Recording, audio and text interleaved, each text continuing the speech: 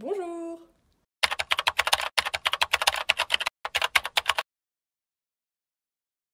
Comme promis, du coup, on se retrouve quelques jours après la dernière vidéo plante. Et là, il faut que je fasse un état des lieux de mes plantes. Il y en a beaucoup et ça fait longtemps que je les ai pas regardées, donc il y en a certaines qui vont mal. Je pense qu'on va partir sur une petite séance rempotage, sauvetage, et j'aimerais bien réorganiser aussi une étagère à plantes où j'ai des livres. Donc je vais faire ça avec vous. Voilà, moi j'aime bien les vidéos un petit peu tri, nettoyage, je trouve ça assez satisfaisant.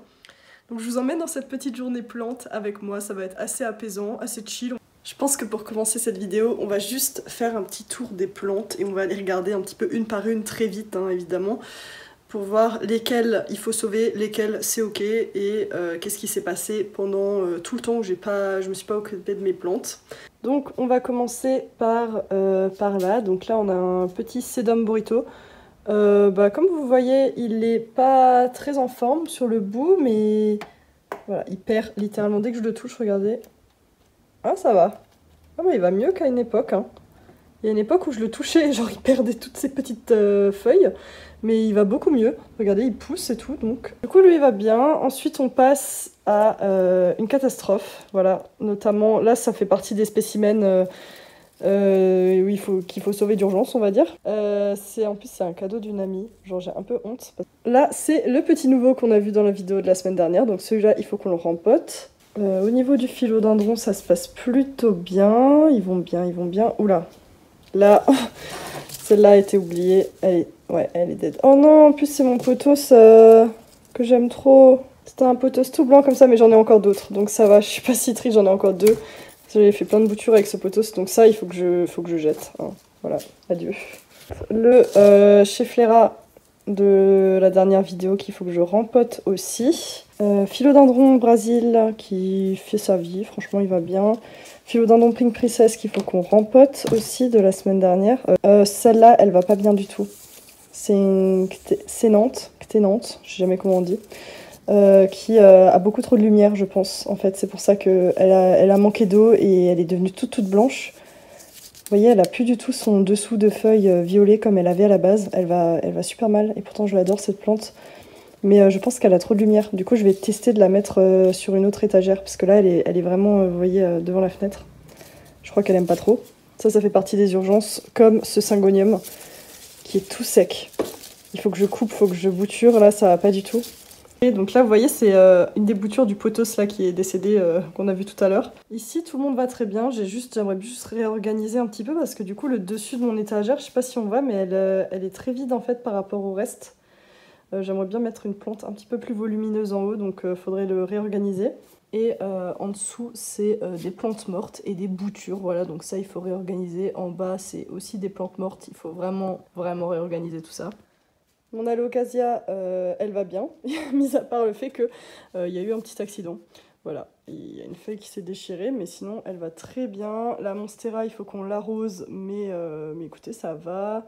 Et du coup, l'Amaranta qu'il faut qu'on rempote avec derrière une petite calathea, mais qui va bien. Avant de commencer cette vidéo, du coup, je voulais vous parler du partenaire de cette vidéo qui est SeaBotanica. En fait, c'est un revendeur de terreaux qui fait des terreaux personnalisés pour chaque variété de plantes. Franchement, ils sont incroyables ces terreaux. Avoir un bon terreau qui correspond à ta plante, ça fait tout. En fait, ça aide pour l'arrosage, ça aide pour la fertilisation, Voilà, ta plante va beaucoup mieux pousser, je pense que c'est la base en fait.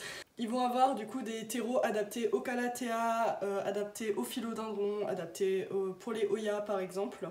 Et vous choisissez en fait juste ce que vous avez besoin. Et ce qui est super, c'est qu'ils ont fait une nouveauté du coup, c'est qu'ils ont fait une liste de plein de plantes et ils vous disent quel terreau utiliser pour quelle plante. Par exemple, ils n'ont pas de terreau spécial bégonia. Et j'ai appris en fait qu'il fallait utiliser le terreau Calathea Amaranta pour les bégonias. Voilà, je savais pas du tout. Ces terreaux ils sont vraiment incroyables depuis que je les teste. J'ai eu beaucoup moins de soucis avec mes plantes. Et ils sont fertilisés pendant 6 mois, du coup vous n'avez pas besoin de mettre d'engrais, ça c'est trop bien. Et du coup, comme ils sont partenaires de cette vidéo, avec le code Nessie10, vous avez 10% sur votre commande. Voilà, je vous mets le lien du site en description si ça vous intéresse. Je vous laisse avec la vidéo. Je commence mon rempotage par préparer mon terreau.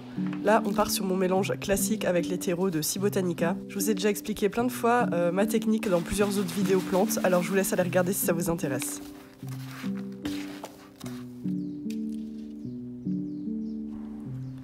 J'attaque tout de suite avec mon Bégonia maculata. Alors, ne jugez pas mes techniques s'il vous plaît, j'ai galéré parce que le bégonia il a des toutes petites racines et j'avais trop peur de les arracher en enlevant la terre.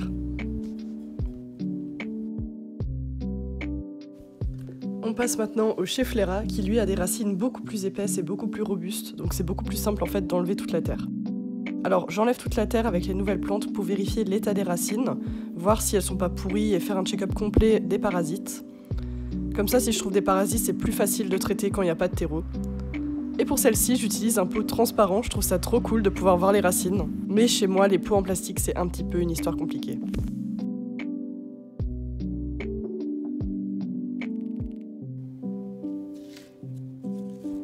Et je passe à mon philodendron Pink Princess. Alors pour le coup, c'est une toute petite plante, mais avec de belles racines.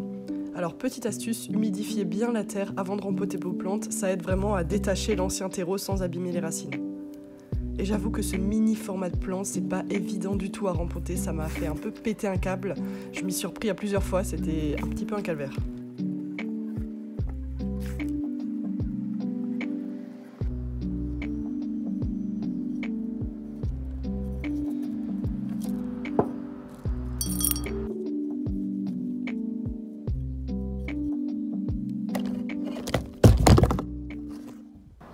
Et du coup, pour ma Maranta, j'utilise le mélange Maranta. Je vais l'utiliser tel quel, comme ça. Je vais faire un petit test pour voir si ça marche bien. Voilà, elle a des super belles racines, franchement.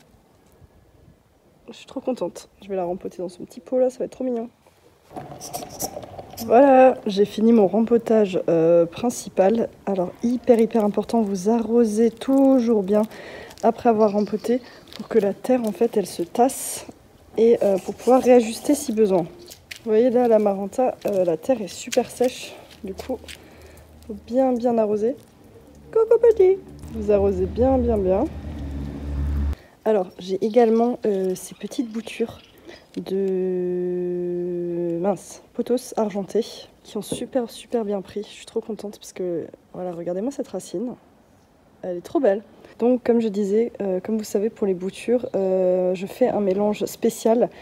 Je rajoute beaucoup plus de sphènes et beaucoup de perlites, voilà, pour qu'elles aient un terreau de transition entre guillemets entre l'eau et celui-ci. Je vais prendre ce pot là, je vais tenter un pot en plastique. Ça c'était une Monstera Adansonii à la base, voilà, qui est décédée. Adieu.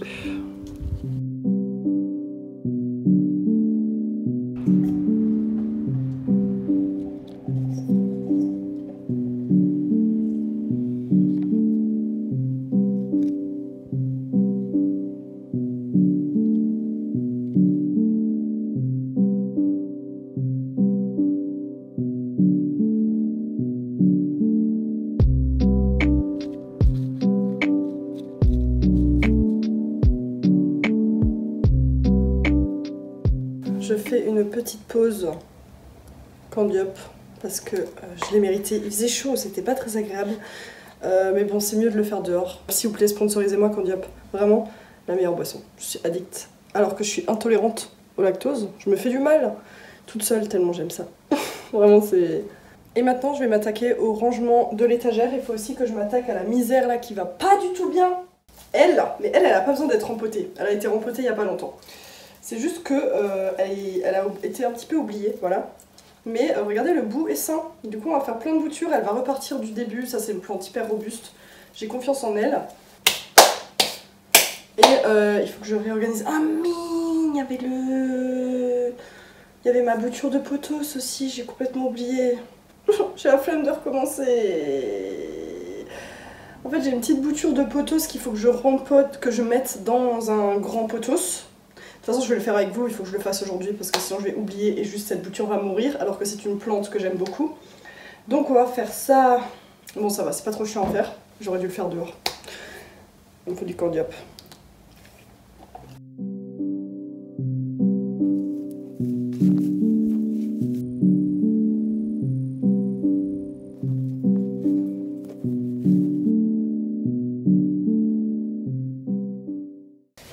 Je suis désolée mais je suis vraiment une youtubeuse investie. J'ai déplacé cette étagère de là à là pour vous filmer ça avec une lumière correcte parce que là-bas on est en contre-jour, vous allez rien voir.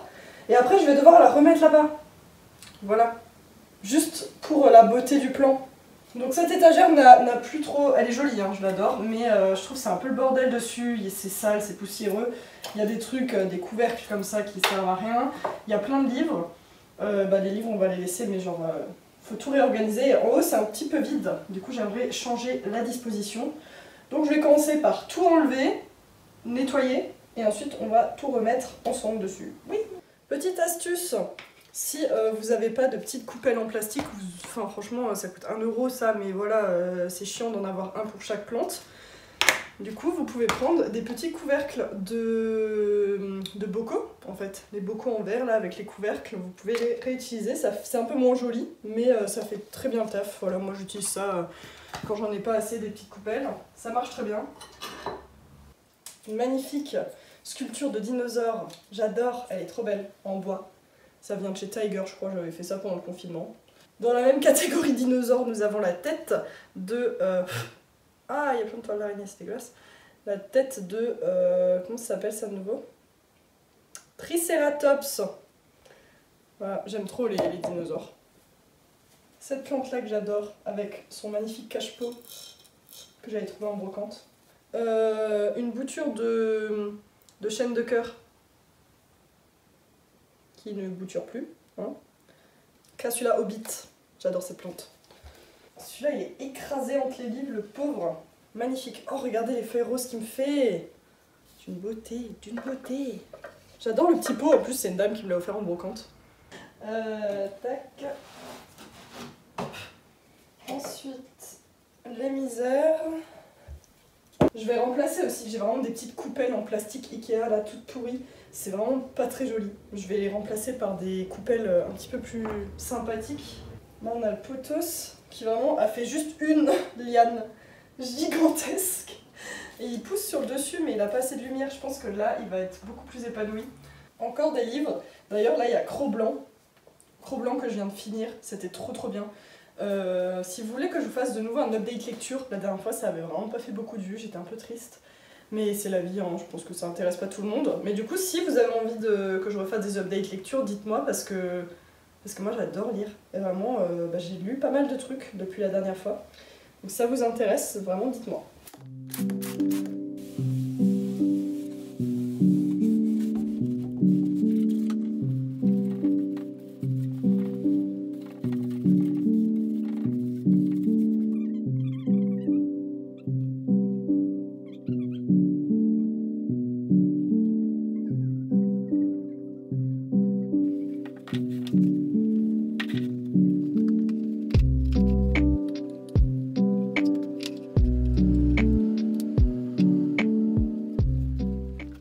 Voilà le look final de l'étagère. C'est pas parfait. En bas, je range des cache-pots et ce genre de trucs. Je mets pas de plantes parce que je les oublie toujours quand elles sont en bas et elles meurent. En haut, on a les plantes qui aiment beaucoup la lumière.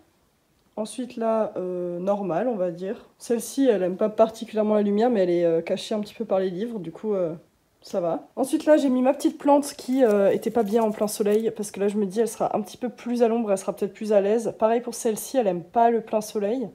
Celle-là, elle s'en fout un petit peu, elle vit sa vie. Et celle-là, elle aime pas trop le soleil non plus. Et là, on a pareil, des plantes qui aiment pas trop le soleil. Celle-là, elle va pas bien du tout. Il faut que je coupe du coup tous les petits trucs là. Enfin, ça s'arrache tout seul. Il faut que j'enlève toutes les feuilles mortes et que je l'arrose un bon coup et elle va reprendre. Et celle-là, vous voyez, elle a carrément cramé à cause du soleil. Hein. Donc celle-là, elle aime pas du tout le soleil en fait. Vraiment, je vais la mettre à l'ombre. Là, on voit même cas de figure. Hein. Le bout est sain et la liane est complètement sèche. Ça, c'est mort. Hop.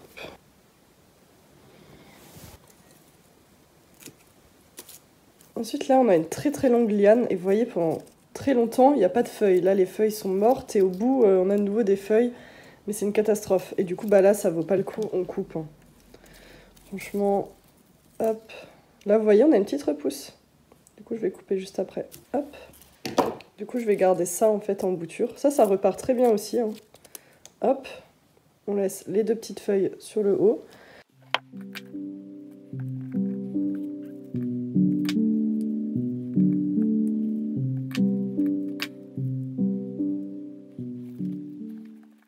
Je Je me retrouve vraiment avec 40 000 boutures. Celle-là, elle est même genre divisée en deux. J'ai pas mal déplumé cette pauvre plante. Mais au moins, elle va repartir de plus belle. Et voilà.